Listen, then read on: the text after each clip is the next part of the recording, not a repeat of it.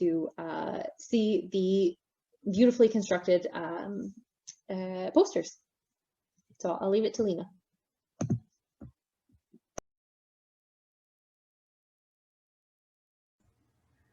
Hi everyone again.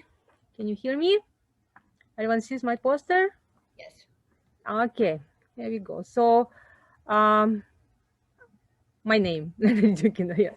And as you know already, I'm a MA student in the Department of Geography, Environment, Geomatics, and this is a poster based on my research proposal as part of my master's thesis. So I'm going to present my research project proposal that investigates a community-organized cooking circle program in the Inuvialuit hamlet of Paulatak in the Inuvialuit settlement region, Northwest Territories. With significant food insecurity and climate change challenges, a community-organized cooking circle program supports all food security pillars: availability, access, utilization, and stability. At the same time, cooking circle provides space for integration of wild-harvested country food and reinforcement of adaptation to climate change. There is a minimal research on cooking circles' role in supporting food security and climate change adaptation in Canadian Arctic communities. To address this gap, my research objectives are to collaboratively evaluate how a community cooking circle program impacts food security pillars and how this influences community well-being, to assess the potential for cooking circle program to be adaptive to climate change and its ability to enhance community adaptive capacity, and to examine the program's sustainability in terms of finance and human resources. This research applies Indigenous community-based research methodology in close collaboration with Inuvialuit community research lead and supported by research ethics approvals and licensing. Methods include semi-structured interviews and participant observation. This research will provide essential insight into the role of sustainable local-scale initiatives in supporting food security and adapting to climate change in remote Arctic communities. Outcomes and lessons learned will be shared with other 5 communities across Northwest Territories involved in a larger CIHR-funded food security project and made available to regional and territorial policymakers embedded as research partners. There we go. Any questions? Thank you so much. Thank you. Again, another super interesting topic. I think Meredith has a question. Well, I guess if you can't go there this summer, what's your plan? Yes, well, I know that because I'm going to do, my methods include like semi-structured interviews, and I know that there is a possibility to conduct interviews by phone. So there is another, plan B, I would say, if they won't be able, I won't be able to go there in person, most likely. And we, of course, we are planning to involve the community research partners. So there is one wonderful lady who is actually in charge of the community cooking circle, and she most likely will be able to conduct interviews for us also.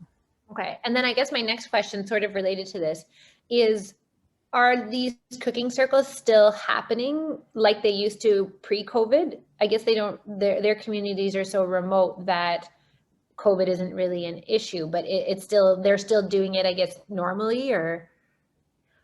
Well, I won't say like now, because okay. I don't have like personal contacts with the community, but I know that this cooking circles, they already kind of like for several years. It's part of the North, I think it's North, I don't remember exactly the name of the program. It's like a funding from the government. So there's a certain amount of money they give them in a year, and they can, on this money, they kind of like budgeting the community circle food, buying food for the community circle program, right? And the problem only is that the money not enough. So they run the program when they have money, and then money finishing, and they like for some time they like have to just like wait until another amount of money will come. So there is a kind of like a question of sustainability. I'm not sure about the current situation though. I would assume that they do it because it's still there. Like the store is still functioning and money is still there probably. Yeah. Thank you. Great. Dr. Strangelove.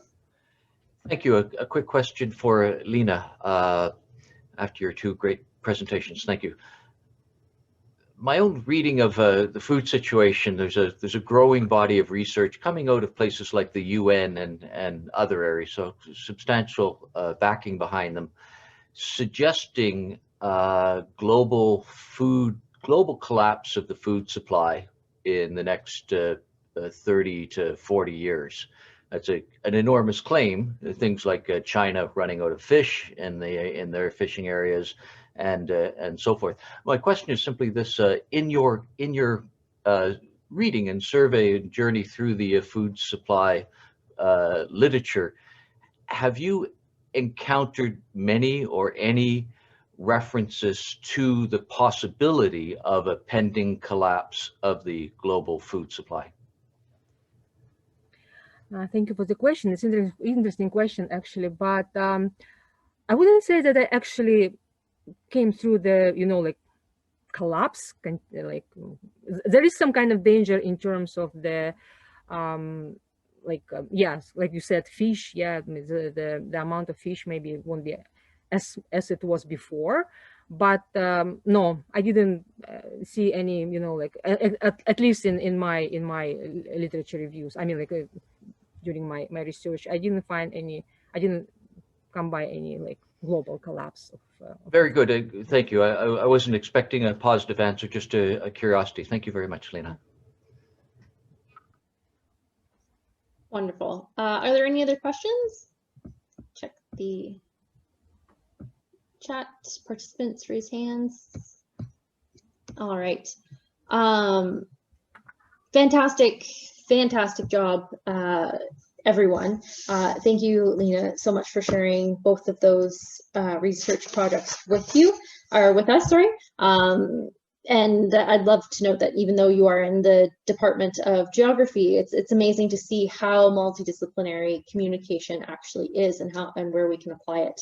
And so with the theme of our conference being adaptability and connection for resilience, I think this is a great example of it. So we will now take a short 15-minute break and return at 3:15 p.m. with our next panel. On se rencontrera après une petite repause, 15 minutes pour notre prochain panel.